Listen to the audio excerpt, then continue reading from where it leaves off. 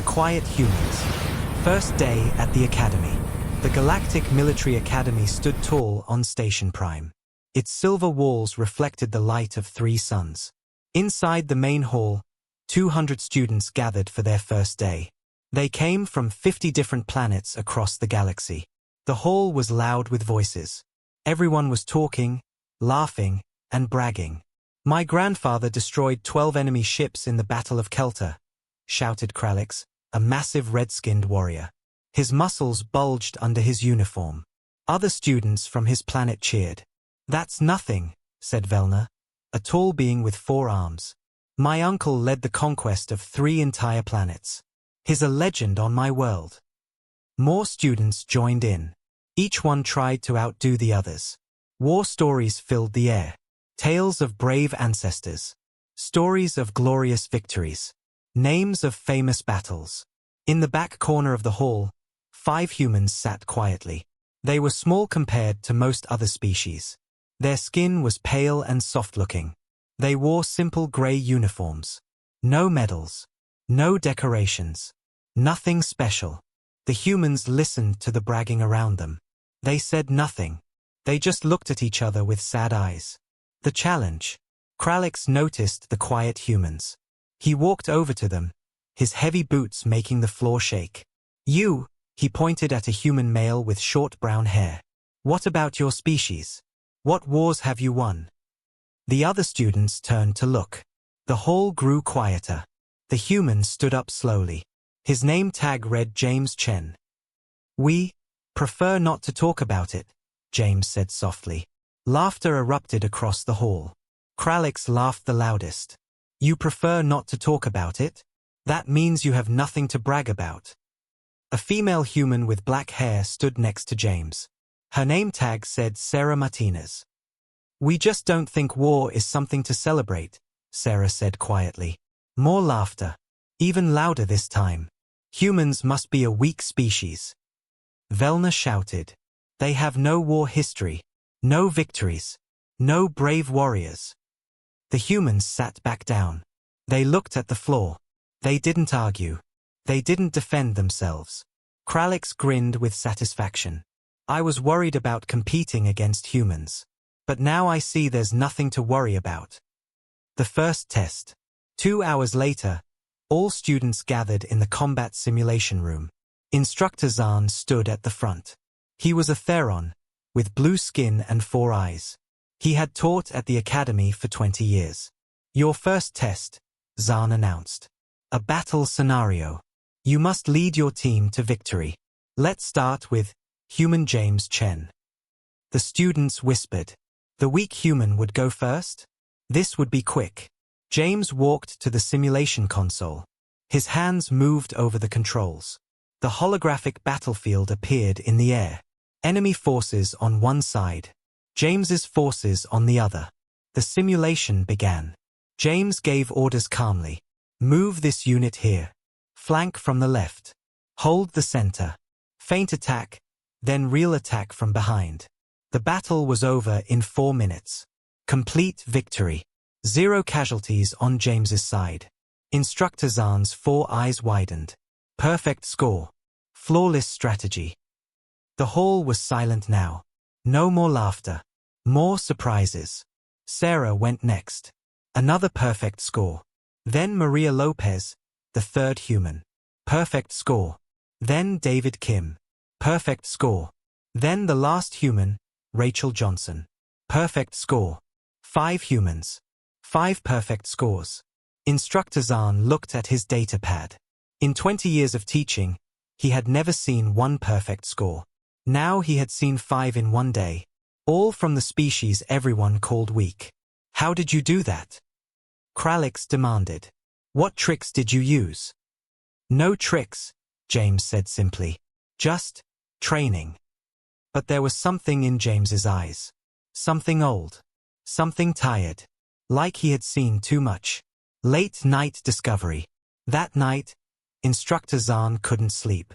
The humans bothered him. They were too good. Too skilled. Yet they acted like they were ashamed. He went to his office. Opened his computer. Accessed the Galactic database. He searched, Human Military History. A restricted file appeared. Warning, sensitive content. Zahn hesitated, then clicked open. The file loaded slowly. Finally, the first page appeared. Zahn started reading. His hands began to shake.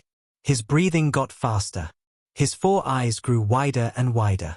No, he whispered. This can't be right. He scrolled down. More information. Worse information. Numbers that didn't make sense. Death counts in the millions. Wars lasting decades. Weapons that destroyed entire cities. Zahn kept reading. Page after page. His blue skin turned pale. Finally, he reached a note at the bottom of the first section. This document contains only major conflicts in human history. For complete warfare records, see extended database, 500 pages. Zahn's hands trembled as he clicked the link. 500 pages. 500 pages of war. Of death. Of destruction. All from one small planet. One species. One world called Earth. By the stars, Zahn whispered, staring at the endless list of wars. What are these humans?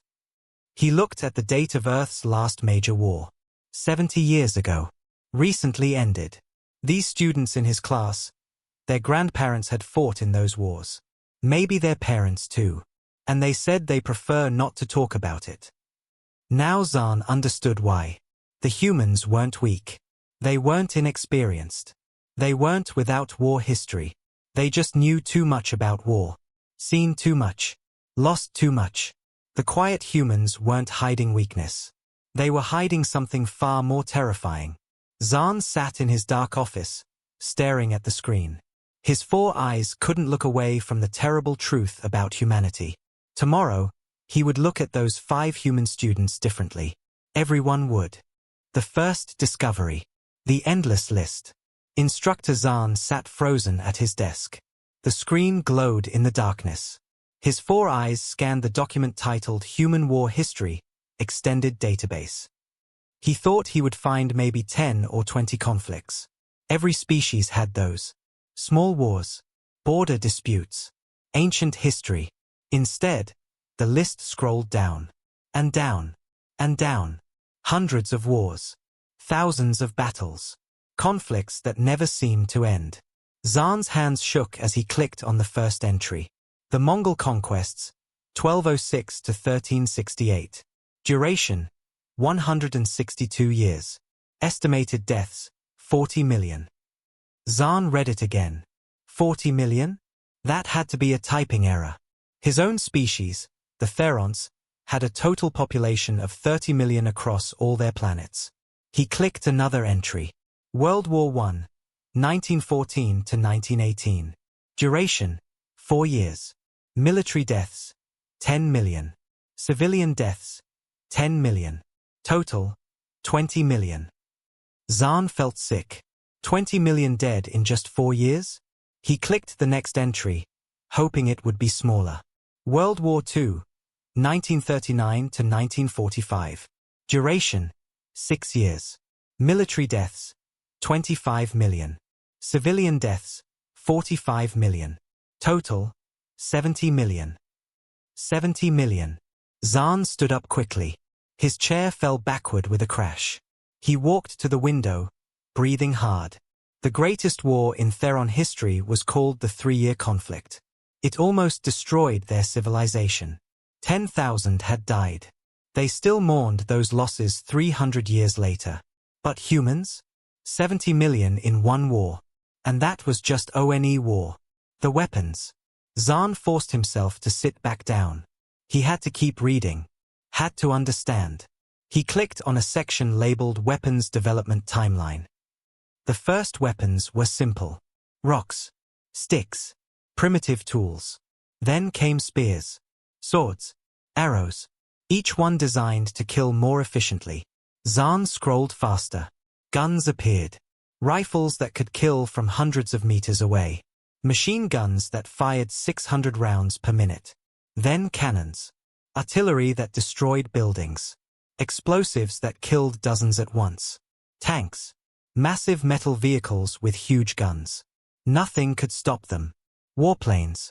Bombers that dropped destruction from the sky. Fighters that shot each other down in aerial combat. Zahn kept scrolling. His breathing got faster. Poison gas. Chemical weapons that killed thousands in minutes. Banned by humans themselves because they were too horrible. Then he reached the final section. His screen showed 2 words that made his blood run cold. Nuclear weapons. He clicked the link. A video file opened. The bomb. The video showed a human city. Tall buildings. Streets full of people. A normal, peaceful day.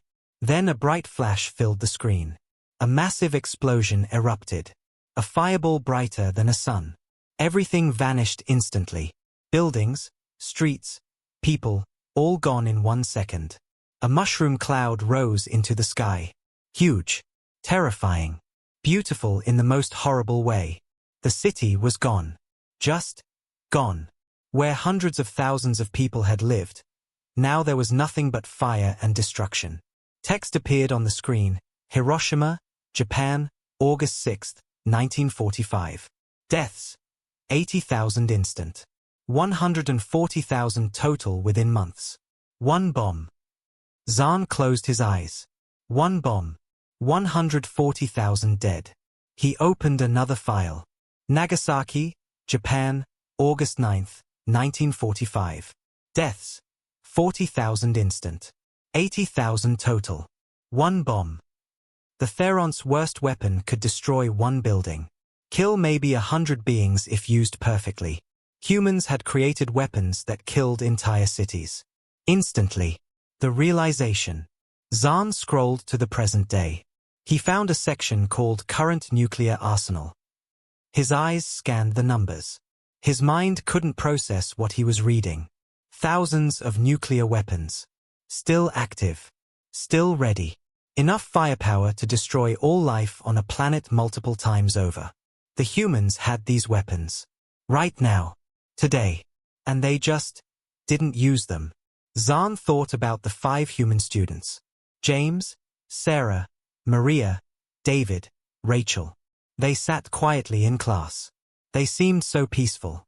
So harmless. But their species had created weapons of absolute destruction.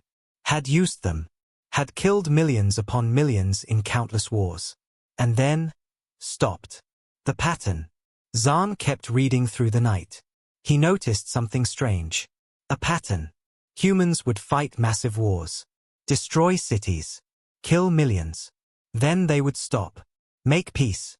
Rebuild. Then, years later, fight again. More destruction. More death. Then peace again. Rebuild again. Over and over. For thousands of years. The 30 Years' War. The Napoleonic Wars. The American Civil War. The World Wars. Korea. Vietnam. Iraq. Afghanistan. Dozens more.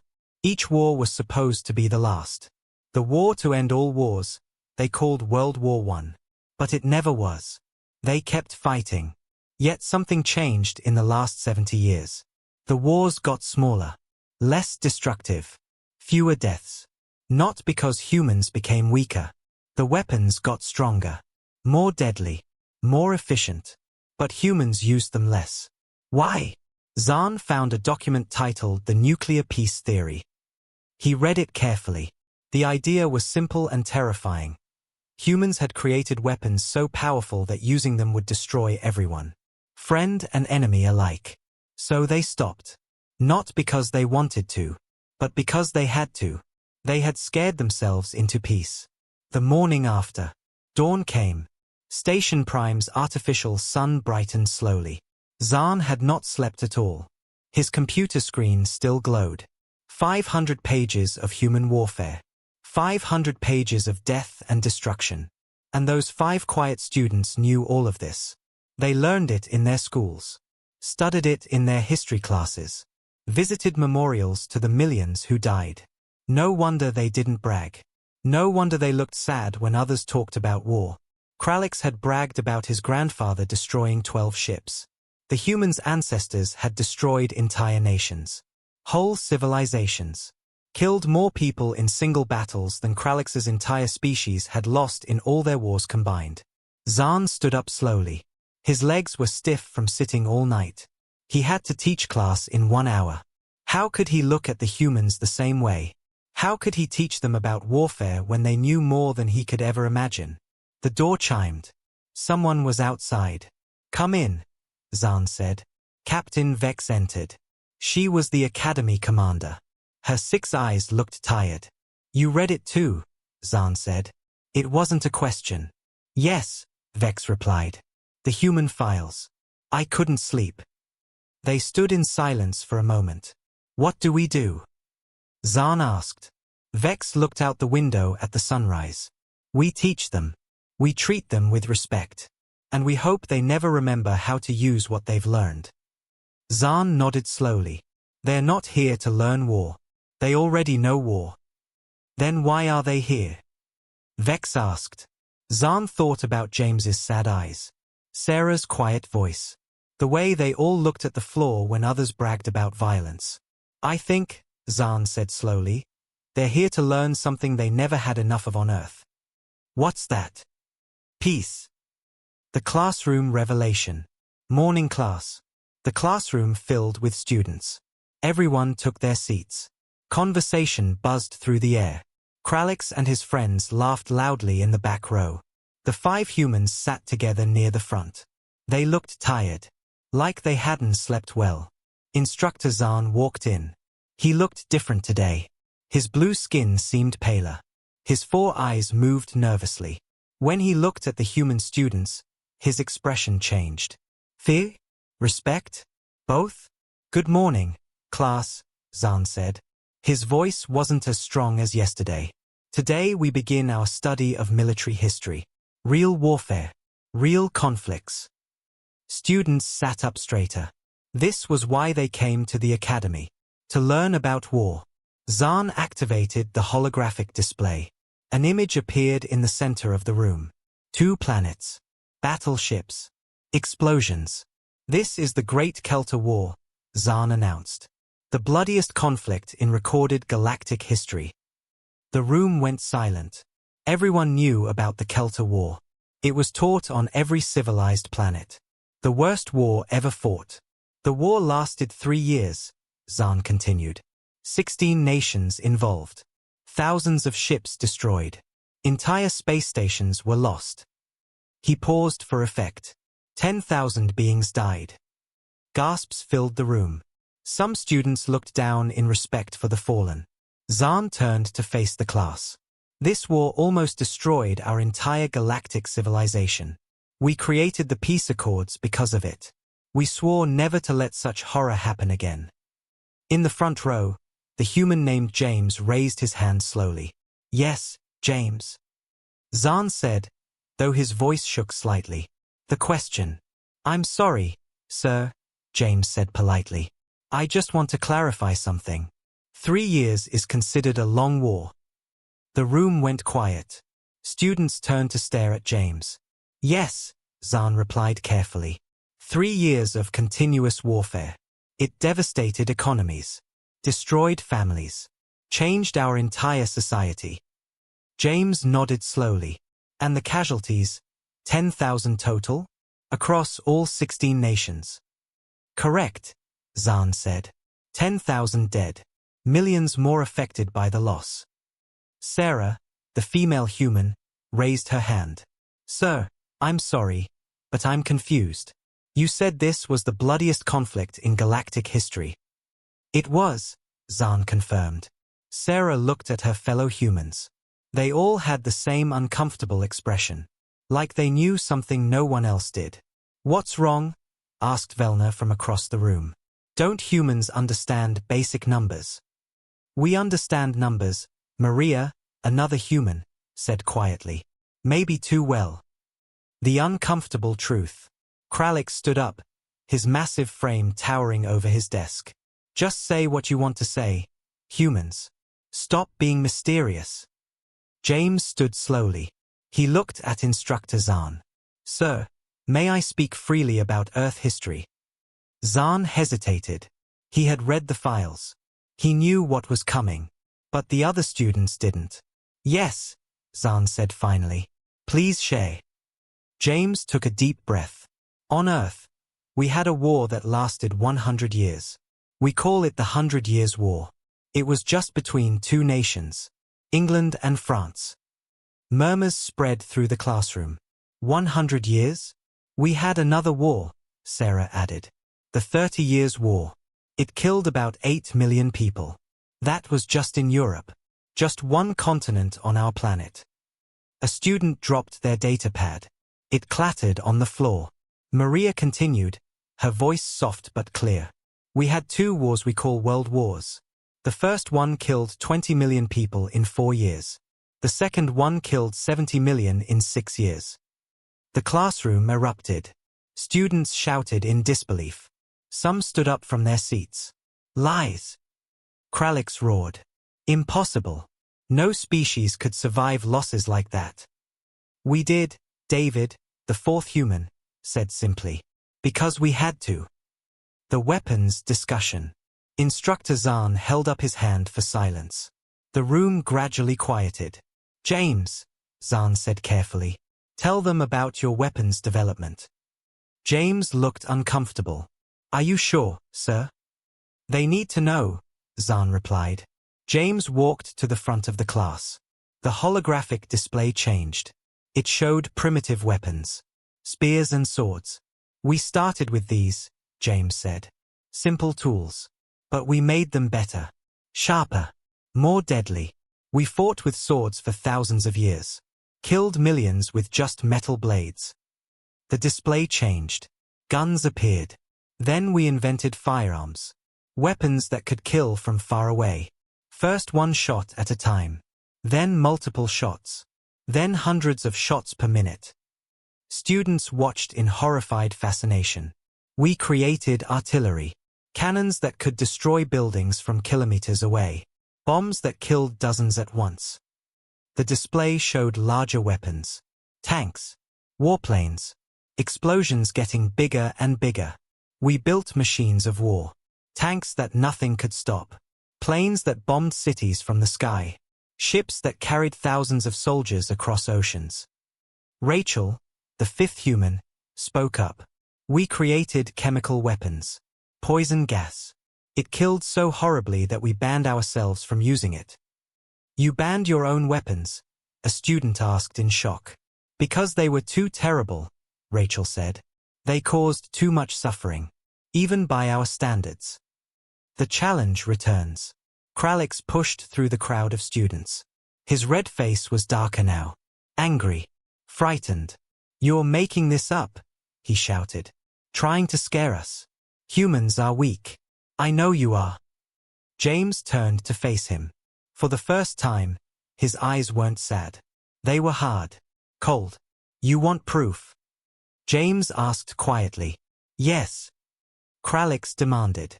Show us proof or admit you're lying. The 5 humans looked at each other. A silent conversation passed between them. Finally, Sarah nodded. James turned to Instructor Zahn. Sir, we need access to the main auditorium. And permission to show unrestricted files from Earth. Zahn's hands trembled. Are you certain? Once others see what I saw. They challenged us, Sarah said. They called us liars. We need to show them the truth. Even if it scares them. Zahn asked. Maria's voice was barely a whisper. Especially if it scares them. Maybe then they'll understand why we don't brag about war. Instructor Zahn looked at the eager faces of the alien students. They wanted proof. They wanted to see human warfare. They had no idea what they were asking for. Very well, Zahn said. Tomorrow. Main auditorium. The humans will present their war history. Kralix grinned triumphantly. Finally. We'll see that humans have nothing special. James looked at him with tired eyes. We hope you're ready. But you won't be. Nobody ever is. The presentation. The auditorium. The next day, the main auditorium was packed. Every student in the academy had come. Over 500 beings from 50 different species. They filled every seat. Some stood in the aisles. Word had spread quickly. The humans would prove their war history, show evidence of their claims. Most students came to watch the humans fail, to see them admit they had exaggerated, made up stories to seem impressive. Kralik sat in the front row with his friends. He smiled confidently. This will be entertaining. Watching weak humans try to seem strong. Instructor Zahn stood at the side of the stage. Captain Vex stood next to him. Both looked nervous. Should we stop this? Vex whispered. Too late now, Zahn replied. They deserve to know the truth about humans. Better they learn here than discover it in a real crisis. The lights dimmed. The 5 human students walked onto the stage. They didn't look excited or proud. They looked sad, resigned, like they were about to do something they really didn't want to do. James stood at the center. The others arranged themselves behind him. Thank you all for coming, James said. His voice was quiet but clear. You asked for proof of human war history. We will show you. But please understand, this isn't something we're proud of.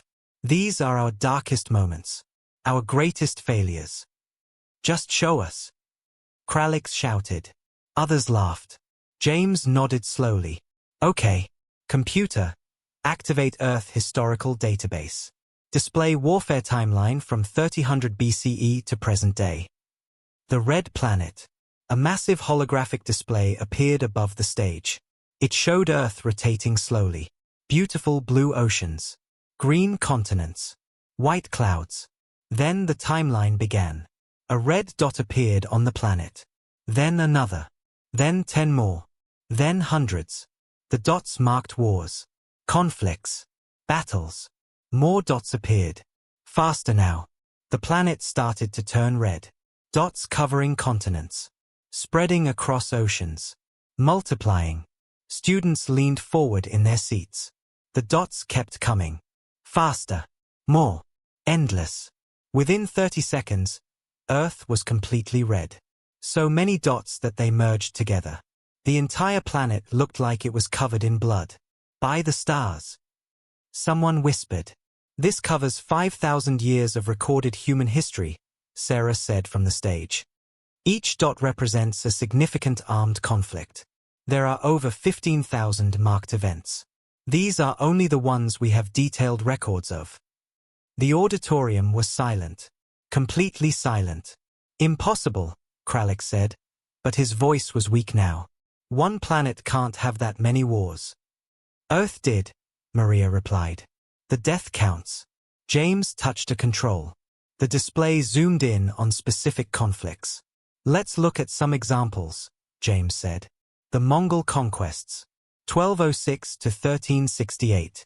Duration, 162 years.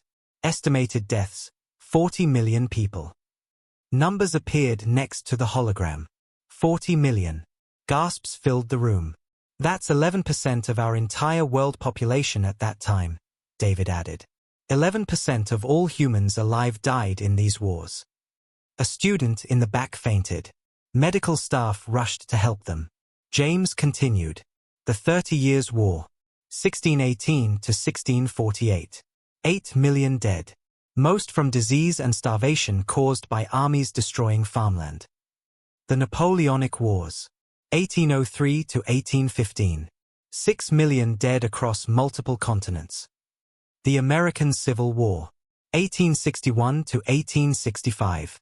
Just one country fighting itself. 750,000 dead. Each number appeared in the air. Each one larger than the last.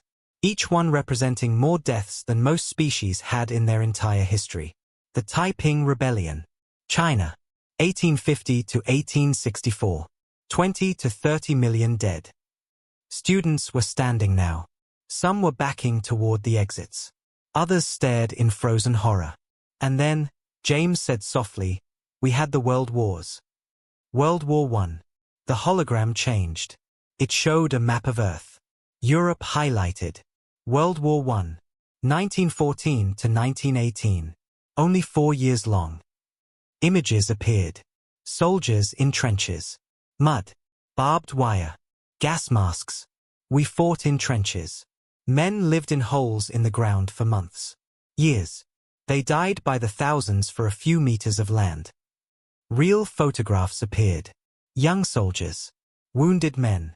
Destroyed cities. We used poison gas. Chemical weapons that melted lungs. Blinded soldiers. Caused pain beyond imagination. Rachel's voice cracked slightly. 10 million soldiers died. Another 10 million civilians. 20 million total. In 4 years. An alien student vomited. Others looked away from the display.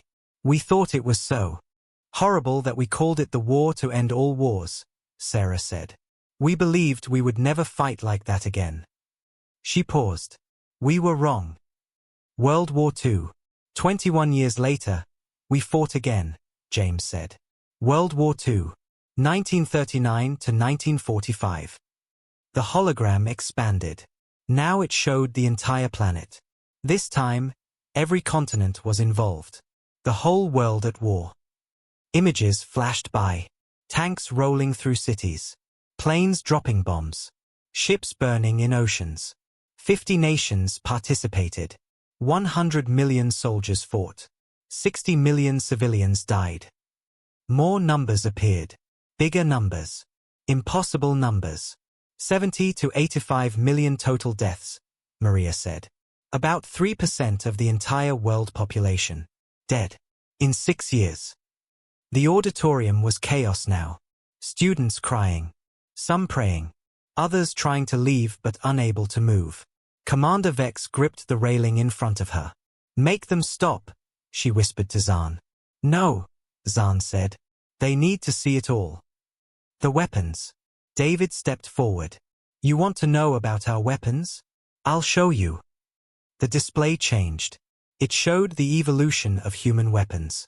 Swords to guns to cannons to tanks to bombers. We created machines designed only to kill, David said. Tanks with armor too thick to penetrate. Planes that could drop tons of explosives. Submarines that sank ships from below the water. We created weapons that fired 600 bullets per minute. Artillery that could hit targets 20 kilometers away. Bombs that destroyed entire city blocks. The images grew more terrifying. Larger weapons. Bigger explosions. More destruction. And then, David said quietly, we created the atomic bomb. The nuclear truth. The hologram showed a single weapon. Small. Almost insignificant looking. This is a nuclear weapon, James said. One bomb. Let me show you what it does. Video footage began to play. Real footage from Earth. A city appeared. Hiroshima, Japan. Buildings. Streets. People going about their daily lives. Then a flash of light. So bright the screen went white. When the image cleared, the city was gone. Just gone. In its place, a massive fireball. A mushroom cloud rising into the sky. Everything within kilometers. Buildings, trees, people, animals, simply vanished. Turned to ash in an instant. Text appeared, Hiroshima, August 6, 1945. One bomb. 80,000 instant deaths. 140,000 total within 4 months. Students screamed. Some ran for the exits. Others sat frozen in horror. 3 days later, we used another one, Sarah said. Her voice was hollow. Nagasaki. 40,000 instant deaths. 80,000 total. Kralix was standing now. His red skin had turned almost white. You used these weapons? On yourselves? Yes, James said simply. But surely you destroyed them after, another student shouted. You couldn't keep such weapons. The 5 humans were quiet for a moment.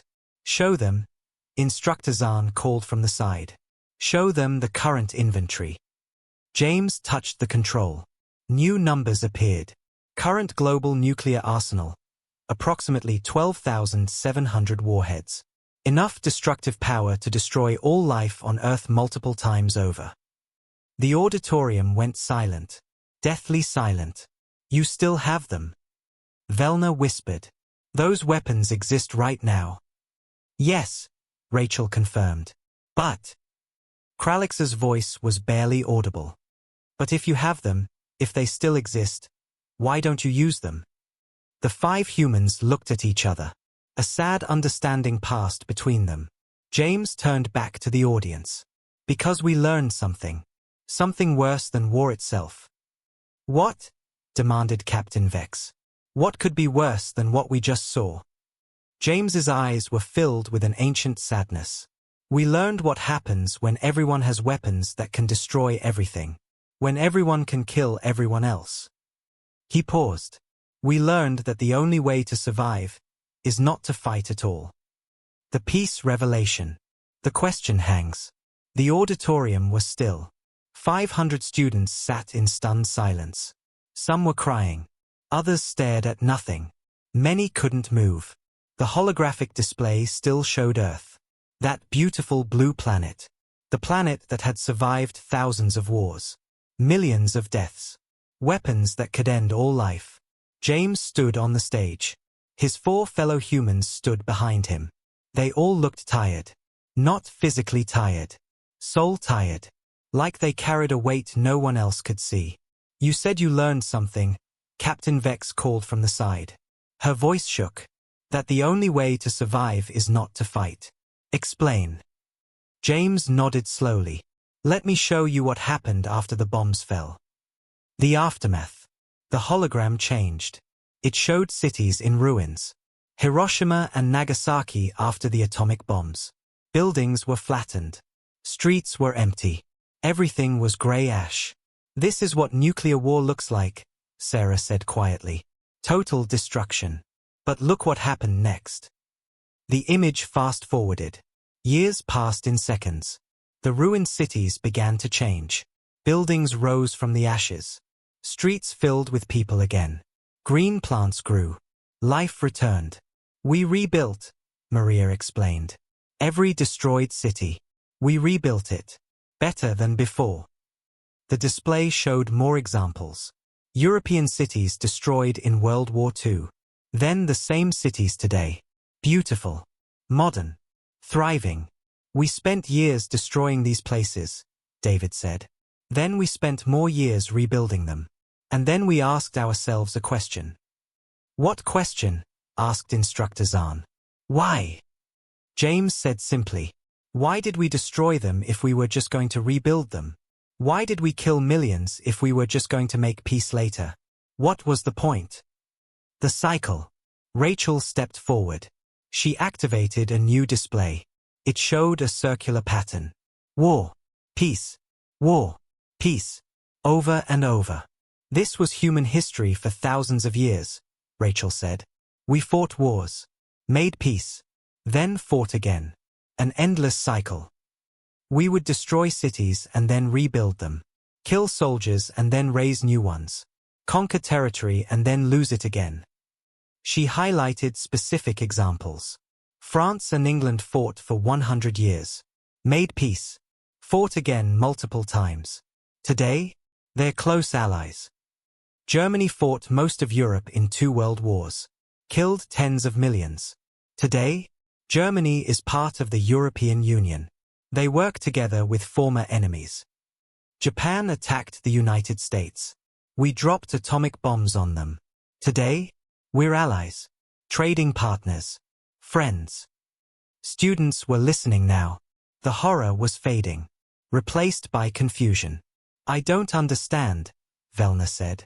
You fought such terrible wars. How can you be friends now? The realization. James walked to the front of the stage.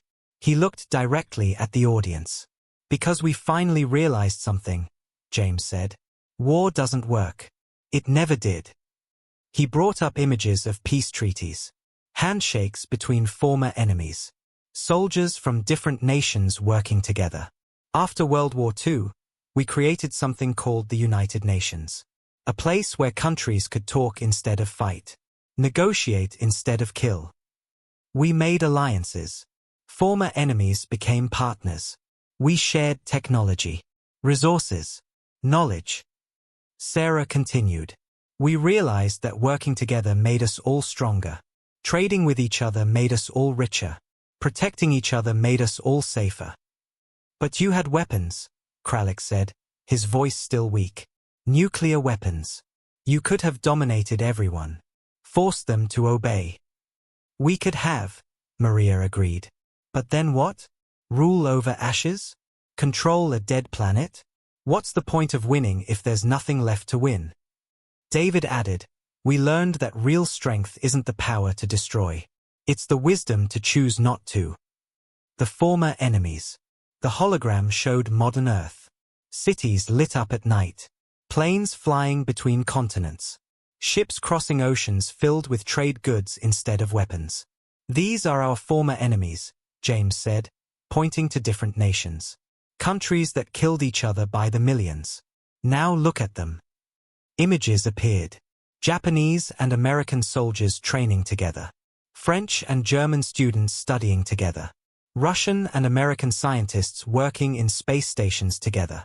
We fought the bloodiest wars in history. Lost more people than your entire galactic civilization has in total. And then we decided to stop. Not because we became weak, Sarah said firmly. Not because we lost our weapons. But because we finally understood what war really costs. She brought up images of war memorials. Walls covered with names. Graves stretching to the horizon. Monuments to the millions who died. Every name on these walls was a real person. Someone's child. Someone's parent. Someone's friend. They had dreams. Lives. Futures. Her voice broke slightly. And we threw them away for what? Territory that changed hands anyway? Resources we could have traded for? Pride. The choice. Rachel stepped forward. For the last 70 years, we've had the power to destroy our entire world. Multiple times over. Every major nation has nuclear weapons. We could end everything in an hour. But we don't, she continued. We choose not to. Every single day, we choose peace over destruction. That doesn't mean we're perfect, Maria added. We still have conflicts, disagreements, problems. But we talk now. We negotiate. We find solutions that don't involve killing millions. James looked around the auditorium. That's why we don't brag about war. Because war is failure. It's what happens when we give up on everything else. When we stop thinking and start killing. Our ancestors tried war for 5,000 years. It didn't work. It never worked. So we're trying something different now. Instructor Zahn stood up.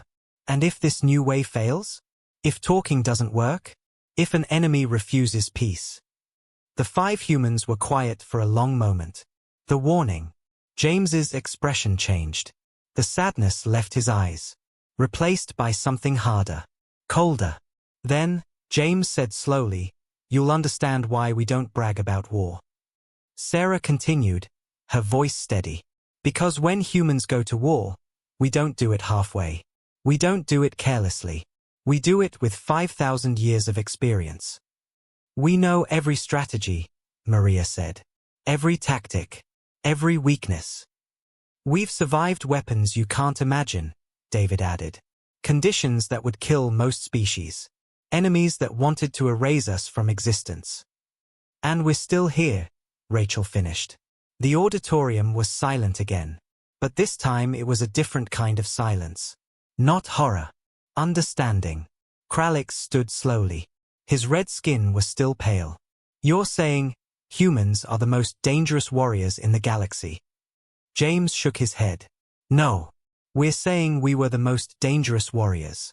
Now we're trying to be the best peacekeepers. There's a difference. He looked directly at Kralik. We hope you never see us at war. We really do. Because if you do, it means everything else failed. And humans are very, very good at war.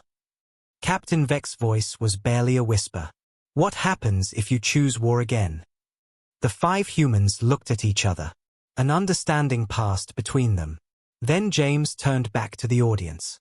Pray you never find out. The new understanding. Days after the presentation.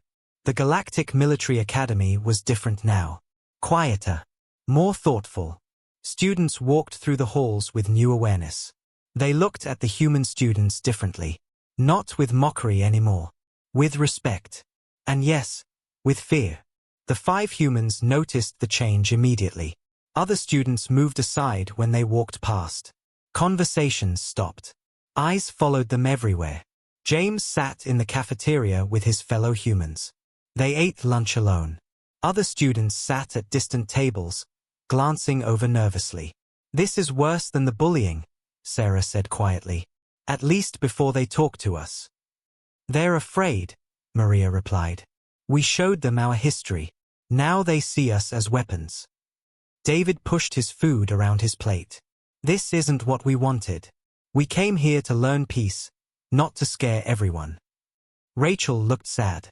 "Maybe we should leave. Go back to Earth." "No." They all turned. Instructor Zahn stood beside their table. His 4 eyes looked tired but determined. "Don't leave," Zahn said. "The galaxy needs to understand humans. Needs to know what you've survived. What you've learned." The Academy's decision. 3 days later, Captain Vex called an assembly.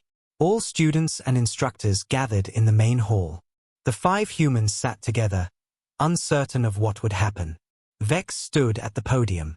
Her voice carried through the silent room. "I have reviewed the human presentation," Vex began. "I have consulted with the Galactic Council. We have made a decision." Students leaned forward. The humans held their breath. "Humanity's war history is terrifying," Vex continued. "No species in our alliance has experienced such violence, such loss, such destruction." She paused. "But humanity also represents something we desperately need. They represent the possibility of change, of learning, of choosing peace after knowing war." Vex looked directly at the human students. "Therefore, we are creating a new program, Human Peace Studies, where humans will teach us not how to fight, but how to stop fighting." Murmurs spread through the hall.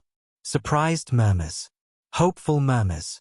"Humans will share their experiences," Vex said. "The mistakes they made. The lessons they learned. So other species don't have to learn the same way." An unexpected visitor.